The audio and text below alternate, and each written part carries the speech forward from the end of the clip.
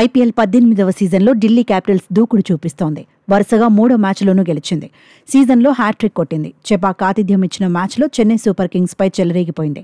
ఈ మ్యాచ్లో టాస్ గెలిచిన ఢిల్లీ క్యాపిటల్స్ తొలుత బ్యాటింగ్ చేసింది.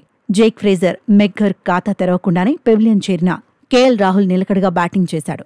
అభిషేక్ పోరెల్, అక్షర్ పటేల్, సమీర్ రిజ్వీతో కలిసి కీలక పార్ట్నర్షిప్లను నమోదు చేశాడు. హాఫ్ సెంచరీ సాధించిన రాహుల్ అభిమానులను అలరించాడు. చివర్లో ట్రిస్టన్ స్టబ్స్ కూడా మెరుపులు మెరిపించాడు. దీంతో 20 ఓవర్లలో ఢిల్లీ క్యాపిటల్స్ 6 వికెట్లకు 183 పరుగులు సాధించింది. 51 బంతుల్లోనే 77 పరుగులతో కేఎల్ రాహుల్ టాప్ స్కోరర్గా నిలిచాడు.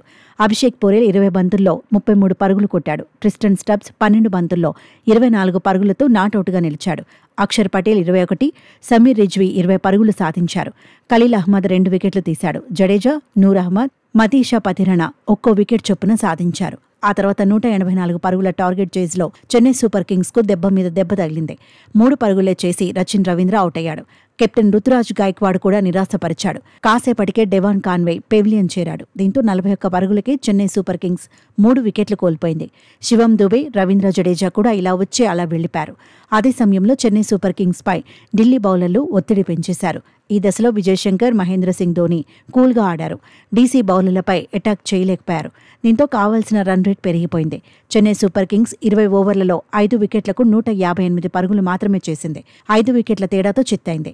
విజయశంకర్ 54 బంతుల్లో 64 పరుగులు, ధోని 26 బంతుల్లో 30 పరుగులతో నాటౌట్గా నిలిచారు.